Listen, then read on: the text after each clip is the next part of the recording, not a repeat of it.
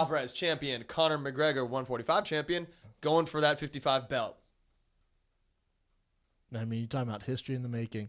I thought long and hard about this because I know whoever I side with, I'll get shit for it. But everyone goes, "Oh, you're Conor McGregor dick rider." I just like the guy. I like Nate Diaz. I like Conor McGregor. This isn't the Red Sox versus the Yankees, for God's sakes. They're just fighters. Where do we start? I think Conor McGregor at 55 is where he belongs at in this weight class. The matchups are nightmares for him. I don't think if Conor McGregor started off at 55, he's not Conor McGregor. He's not the face of the UFC. He's not the biggest star the UFC's ever had if he started off at 55. The matchup's too tough. The depth pool is so deep. He would still be a star, not a transcending pop star like he is now. So I think by him going 45, then doing that weird catch weight at 170, and then coming back, it has allowed him to leapfrog all the guys just because of his star power. You look at, and I know I've told you guys this before. You look at the top 5 fighters at 155. There's no one who I would give Conor McGregor the nod on besides probably Eddie Alvarez, and that's a tough matchup for him. This is a coin flip to me. Eddie Alvarez, and you guys know my bias. I'm biased towards Mark Henry trained fighters. Eddie Alvarez is a Mark Henry trained fighter.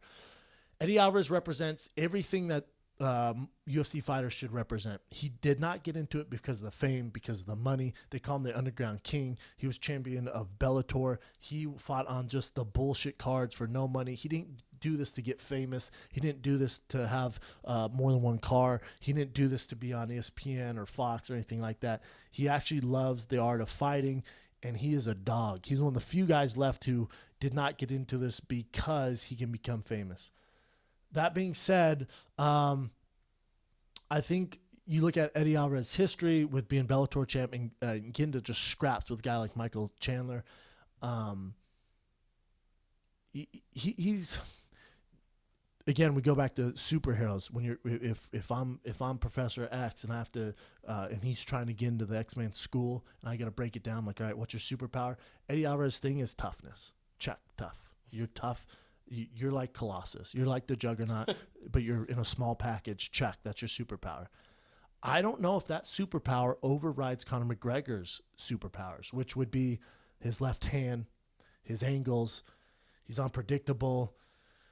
That whatever Irish fairy dust that he has on that octagon is insane. The toughness of Conor McGregor and the balls of Conor McGregor to fight a bigger guy at 170 is insane. They didn't even look like they were in the same planet. How much bigger Nate Diaz was. He still pulled it out, survived and pulled it out somehow. Grant, that first one was different, but we'll give him a mulligan on that.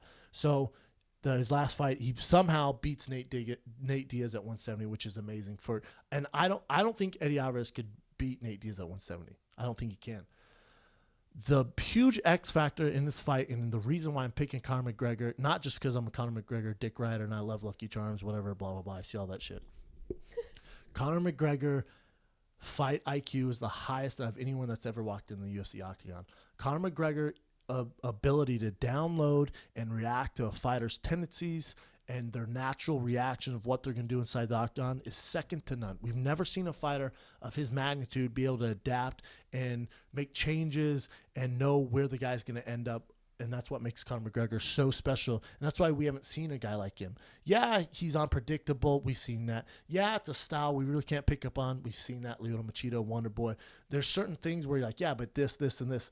To me, the thing that makes Conor McGregor so special, granted his shit talking has got him to this megastar fame, but what makes him so special is his IQ to pick up and break down and analyze like a goddamn Terminator what the guy's going to do. For instance, look at the Jose Aldo fight when he's in the back in the locker room throwing the exact same combo, what he was going to do and what Jose Aldo was going to do. How do you think he realized that? He's watching hours of tape. He's a student of the game. He's a martial artist. He has this X factor of dictating what the guy and predicting what the guy's going to do, which I sure as fuck didn't have that. Most fighters don't. He has some weird sixth sense where he can predict how the guy's going to fight him, where he's going to fight him. You look at the challenge that he took on in Chad Mendes on short notice. And people say, yeah, but come on, Chad, short notice, blah, blah. I get that, but when you're Conor McGregor, your Achilles heel is wrestling, grappling, and you fight a guy in Chad Mendes who has explosive power and knows that. Conor goes second round and knock him out. First round, I'm gonna let him take me down, wear himself out. You know what kind of balls that you would have to sign up and risk everything you've worked for and go, I'll fight one of the best wrestlers in the world, and not only am I gonna do it, I'm gonna let him take me down. He's gonna take me down the first round. I'm gonna make him wear himself out, and then I'm gonna knock him out. And I know people go, come on, everyone can read that, but it's the act of doing is insane on that caliber. It's insane, man. So the reason why I picked Conor McGregor, and I see him getting it done by TKO, and Eddie Alvarez is impossible to finish. There's also not a guy at 55 who can start you like Conor McGregor and uses his reach like Conor McGregor and has the movement of Conor McGregor like Conor McGregor. So I think Conor uses and he's also the bigger guy. People forget about it. At 55, Conor's a bigger guy. He has a longer reach. He's taller. He's quicker. So I think Conor somehow lands that left hand and it wobbles Eddie. And Eddie does. He's got 5 inches in reach on Eddie. Yeah. He's a bigger guy. I don't think people watch out Wayne's how much bigger he is. Taller, length, everything. He's just a bigger human being. Eddie's X factor and Eddie's X-Men power, if I'm Professor X, I'm grading these guys, is toughness. I don't think toughness gets it. I don't think toughness beats a guy like Conor McGregor. Because if toughness beat him, he would have lost to Nate Diaz early on. And remember, he sat a giant Nate Diaz at 180-something pounds down 3 times. Your lights are going out if you're any less than that. So I think Conor lands that special left hand and ends Eddie Alvarez's night. I think he becomes the biggest draw power ever in UFC history. And I love Eddie Alvarez. I think he's the Hall of Famer, Underground King, Bellator champ, UFC champ, Michael Chandler fights. He's out wrestled and he's done all this stuff. If you look at when he fought Pettis, Melendez, obviously his fight against Cowboy wasn't very good, but he got in this rhythm, beating guys in a decision. I just don't know if he can get in that rhythm against a guy like Conor McGregor. If it's a full focus Conor McGregor, I just don't see it happening.